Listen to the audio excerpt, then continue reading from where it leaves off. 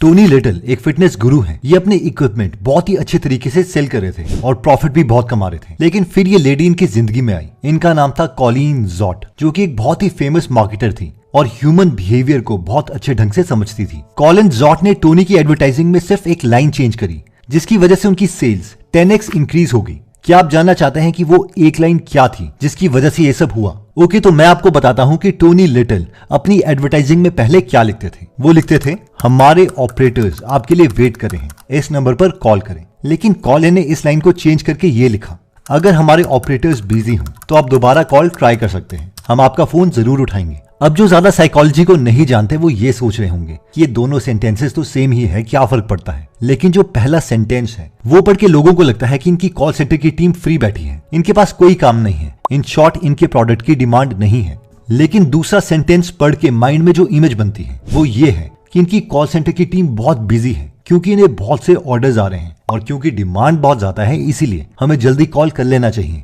हो सकता है ये प्रोडक्ट हमें मिले ही ना। तो इस पॉइंट की लर्निंग ये है कि ये पॉइंट सिर्फ बिजनेस में ही नहीं बल्कि पर्सनल लाइफ में भी कम्युनिकेशन में वैलिड है। अगर किसी को भी पता चलता है कि आप हमेशा अवेलेबल हो तो आपकी इज्जत नहीं होती। हमेशा दूसरे इंसान को शो करो कि आपकी भी प्रायोरिटीज हैं। फॉर एग्जाम्पल, अगर कल 10 बजे आपका कोई इंपॉर्टेंट काम है और कोई आपको बोलता है कि चल यार 10 बजे चलते हैं, तो उन्हें उसके लिए मना कर दो, यार मुझे कल काम है, मैं नहीं जा सकता, मैं शाम को कंफर्म करके बताता हूँ और तभी जा पाऊंगा अगर मेरी कल की मीटिंग कैंसिल होती है। इन शॉर्ट, अगर आप लोगों को ये फील करवाओगे कि आपके पास कम टाइम है और लोगों को भी आपके टाइम की जरूरत है, तो आपकी डिमांड इंक्रीज होगी। नेक्स्ट पॉइंट कहता है कि in communication confidence is attractive. ये पॉइंट कहता है कि कॉन्फिडेंस इज सुपर अट्रैक्टिव, यानी जो इंसान जितना कॉन्फिडेंट होगा लोग उसकी तरफ उतना ही ज्यादा अट्रैक्ट होंगे। और साइको साइबरनेटिक्स बुक के ऑथर मैक्सवेल मॉल्स कहते हैं कि आप जितनी नॉर्मल टोन में बोलते हैं उससे थोड़ा सा ज्यादा जोर की बोलिए। इसका मतलब ये नहीं है कि आपको दूसरों के ऊपर चिल्लाना है, पर थोड़ा जोर से बोलना है। इवन की ये रिसर्च प्रूव कर चुकी है कि हम 15% ज्यादा वेट उठाते हैं अगर हम वेट उठाते वक्त शाउट करते हैं।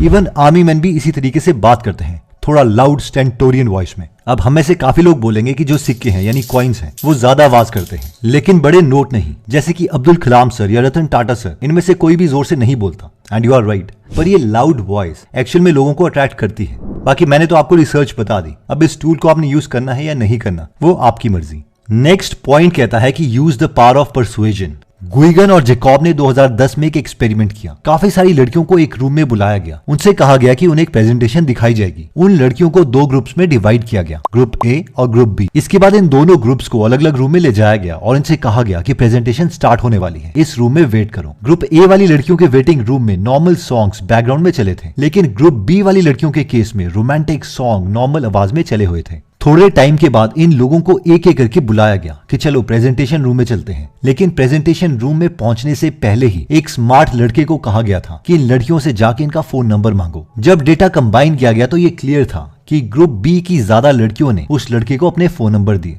जहां पर रोमांटिक सॉन्ग्स चले थे, as compare to group A की लड़कियों के जहां पर नॉर्मल सॉन्ग्स चले थे। इस रिसर्च की लर्निंग ये है कि जो कम्युनिकेशन है वो कम्युनिकेशन से पहले स्टार्ट हो जाती है, जिसका मतलब है कि अगर आप किसी नए इंसान से मिलने जा रहे हो और उनसे मिलने से पहले ही अगर आपका कोई नोन उस नए इंसान के पास आपकी तारीफ कर दे तो वो आपसे ज्यादा इंप्रेस होगा। .com सीक्रेट्स बुक के ऑथर रसल ब्रंसन ने ये चीज नोटिस की थी कि जब स्टेज में एंट्री करने से पहले कोई उनकी तारीफ कर देता था तो उनकी प्रेजेंटेशन खत्म होने के बाद बहुत से लोग उनके प्रोडक्ट्स खरीदते थे, और अगर स्टेज में जाने से पहले उनकी इंट्रोडक्शन ढंग से नहीं होती थी तो बहुत ही कम लोग उनके प्रोडक्ट्स खरीदते। बाद में जब उन्हें इस कॉन्सेप्ट का पता चला तो उन्होंने प्रोफेशनल वॉइस ओवर आर्टिस्ट से एक रिकॉर्डिंग ही रिकॉर्ड करवा ली, जो वो हमेशा प्ले करते हैं स्टेज में जाने से पहले, ताकि उनकी प्रीसुएजन काम करे। नेक्स्ट पॉइंट कहता है कि आस्क मिस्ट्री क्वेश्चन। ये पॉइंट कहता है कि अगर हम किसी को पहले से जानते हैं और वो हमारी तरफ अटेंशन नहीं दे रहा है तो हम उससे ये मिस्ट्री क्वेश्चन पूछ सकते हैं, जिसकी वजह से उसे हमारी तरफ ध्यान देना ही पड़ेगा, चाहे कुछ भी हो जाए। क्या आप जानना चाहते हैं कि वो मिस्ट्री क्वेश्चन क्या है? ओके, तो इसे एग्जाम्पल से समझते हैं। लेट से आप अपने फ्रेंड से कुछ दिनों से बात नहीं कर रहे हैं क्योंकि आप थोड़े बिजी थे, लेकिन वो आपको एक दिन व्हाट्सएप में मैसेज करता है और कहता है, यार कल मैं बाजार जा रहा था और मैंने एक चीज देखी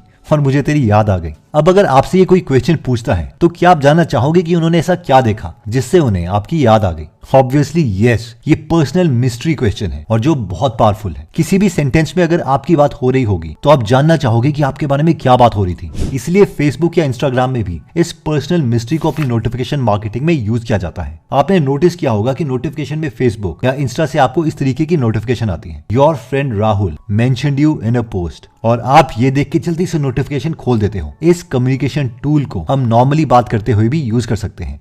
नेक्स्ट पॉइंट कहता है कि make your big bye as big as your hi. Let's say कि आप किसी इंटरव्यू के लिए गए हो और बाहर रिसेप्शन में आप वेट कर रहे हो अपनी टर्न की, तभी वहां पर रिसेप्शनिस्ट आती है और वो कहती हैं कि आपको अंदर बुला रहे हैं। इंटरव्यूअर आपकी पर्सनैलिटी को देख के खुश हो जाता है और अपनी सीट से खड़े होकर आपसे हाथ मिलाता है और कहता है वेलकम, प्लीज सीट लीजिए। मैं आपका रिज्यूमे देख रहा था और सोच ही रहा था कि कब आपके साथ मीटिंग होगी। ये सुनते ही आपका कॉन्फिडेंस बहुत इंप्रूव हो जाता है। आप बहुत अच्छे से इंटरव्यू देते हो, लेकिन जाते जाते इंटरव्यूअर आपसे हाथ नहीं मिलाता, ना ही आई कांटेक्ट करता है। अपने पेपर्स में बिजी रहते हुए वो कहता है yes you can leave. Again आपका कॉन्फिडेंस कम होने लगता है। आप सोचते हो क्या इन्हें मैं पसंद नहीं?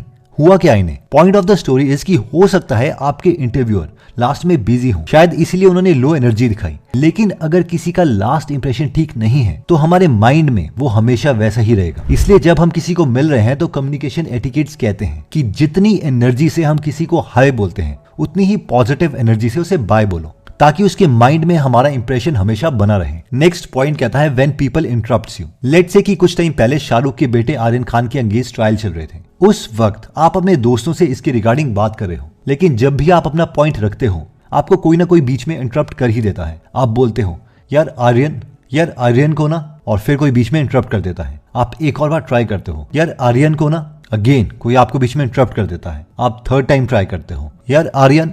अब सबको पता है कि वो आपको इंटरप्ट कर चुके हैं, लेकिन उन्हें यह भी पता है कि आप हर बार वो सेम ही पॉइंट रखने वाले हो। इसलिए ग्रुप में मैक्सिमम चांसेस है कि शायद आपको आपका पॉइंट ना रखने दिया जाए। इसका एक सोल्यूशन जो ली लाउंडेस अपनी बुक में कहती है वो ये है कि अगर हमारे पास एक ही पॉइंट है तो भी हमें हर बार उसे डिफरेंट वर्ड्स को यूज करके कहना चाहिए। फॉर एग्जाम्पल, इसी पॉइंट को हर बार हम अलग तरीके से स्टार्ट करके बोल सकते हैं। पहला तरीका, यार सबके अपने ओपिनियंस हैं, लेकिन मेरा मानना यह है कि आर्यन को। वे 2, यार अगर सिचुएशन को ढंग से एनालाइज करो तो तुम्हें नहीं लगता कि आर्यन को। या फिर वे 3, मुझे पता है कि मीडिया उस वक्त कुछ ज्यादा ही क्रेजी हो गई थी, लेकिन आर्यन को। इन शॉर्ट, बड़े ग्रुप में अगर हमें सेम भी पॉइंट रखने हैं तो हर बार different combination of words use कर सकते हैं, जिसकी वजह से बार बार हमें लोग बीच में नहीं टोकेंगे। नेक्स्ट पॉइंट कहता है कि when you forget your friends name. Let's say कि आप एक पार्टी में हो और सामने से आपका कोई फ्रेंड आ रहा है जो आपसे 1 या 2 बार ही मिला है, लेकिन आप उसका नाम भूल चुके हो। तो अब आप क्या करोगे? इतना ही नहीं, आप उस फ्रेंड से बात करने लगते हो और एक और फ्रेंड आप दोनों के पास आने लगता है एंड शिट, आपको उसका नाम भी नहीं पता। अब क्या होगा अगर इनमें से किसी ने भी दूसरे का नाम पूछ लिया तो आप क्या करोगे? ओके, तो how to instantly connect with anyone book की ऑथर ली लाउंडेस कहती है कि इस केस में आप जल्दी से दूसरे इंसान को बोल सकते हो हाय, गुड टू सी यू, आओ हमारे पास आ जाओ। और जब वो इंसान आप दोनों के पास आ जाए तो आप कह सकते हो आप लोग एक दूसरे को इंट्रोड्यूस कर दो प्लीज। इवन कि अगर हमें एक फ्रेंड का नाम पता है और दूसरे का नाम नहीं पता तो भी हम इस ट्रिक को यूज कर सकते हैं, लेकिन कंडीशन ये है कि हमारे पास 2 लोग होने चाहिए जो एक दूसरे को इंट्रोड्यूस कर सके। दोस्तों, कम्युनिकेशन इज सुपर इंपॉर्टेंट। तो अगर हम कम्युनिकेशन की कमी की वजह से अच्छी जॉब अपॉर्चुनिटीज या अच्छे रिलेशनशिप अपॉर्चुनिटीज मिस नहीं करना चाहते तो हम कम्युनिकेशन से रिलेटेड सारी बुक्स की समरीज गीगल एप्लीकेशन पर सुन सकते हैं। इसमें हमें सारी फेमस बुक मिल जाएंगी, जैसे कि how to talk to anyone, how to win friends and influence people, या फिर how to develop self confidence and influence people. तो अगर आप इस एप्लीकेशन में इंटरेस्टेड हैं तो इसका लिंक मैं डिस्क्रिप्शन या फर्स्ट कमेंट में दे दूंगा। ओके, तो इस वीडियो में हमने 7 तरीके देखे किसी से भी अच्छे से कम्युनिकेट करने के लिए और अपना इंप्रेशन बनाने के लिए, जिसमें सबसे पहला पॉइंट था 1, इंक्रीज योर डिमांड। यानी अगर हम बिजी हैं तो हमें दिखाना पड़ेगा कि हम बिजी हैं, वरना जो लोग हमेशा फ्री होते हैं उनकी इज्जत नहीं होती। पॉइंट 2 कहता है कॉन्फिडेंस इज अट्रैक्टिव, और कॉन्फिडेंस को दिखाने का एक अच्छा मेथड ये है कि हम जितनी जोर से बोलते हैं हम उससे थोड़ी सी ज्यादा जोर की बोलें। Point 3, use the power of persuasion. यानी अगर हम किसी स्ट्रेंजर से मिल रहे हैं और उससे जस्ट पहले कोई हमें इंट्रोड्यूस करके हमारी तारीफ कर देता है कि वाओ यार, मैं आपको राहुल से मिलवाता हूँ, वो बहुत ही इंटेलिजेंट और स्मार्ट है, बहुत से लोग उसे दोस्ती करना चाहते हैं, तो ये प्रीसुएजन जरूर काम आएगी। Point 4, ask mystery question. यानी अगर हम किसी को ये कह देते हैं कि कल बाजार में मुझे कुछ दिखा जिससे मुझे तुम्हारी याद आ गई, तो इस क्वेश्चन का आंसर जानने के लिए क्या दिखा, हम दूसरे इंसान की अटेंशन अपनी तरफ एकदम खींच सकते हैं। Point 5, make your bye as big as your hi. यानी लास्ट इंप्रेशन उतना ही इंपॉर्टेंट है जितना कि first impression. Point 6, when people interrupts you. अगर ग्रुप में हमें बार बार कोई इंटरप्ट कर रहा है तो हमें हमेशा एक ही कॉम्बिनेशन ऑफ वर्ड यूज नहीं करना है उस पॉइंट को रखने के लिए। Point 7, when you forget the name. अब इस एम्बैरेसिंग सिचुएशन से बचने का एक ही रास्ता है, और वो ये है कि हम एक और इंसान ढूंढें और अपने फ्रेंड को जिनका नाम हम भूल गए हैं उन्हें कहें कि आप दोनों एक दूसरे को प्लीज इंट्रोड्यूस कर दीजिए। एनीवेज दोस्तों, अगर आप ऐसी नॉलेजेबल वीडियोस मिस नहीं करना चाहते तो सब्सक्राइब करने के बाद बेल का बटन दबाना मत भूलिएगा। आप कमेंट करके ये भी बता सकते हैं कि आप नेक्स्ट वीडियो किस टॉपिक पर चाहते हैं। जल्दी हम आपसे दोबारा मिलेंगे। जय हिंद।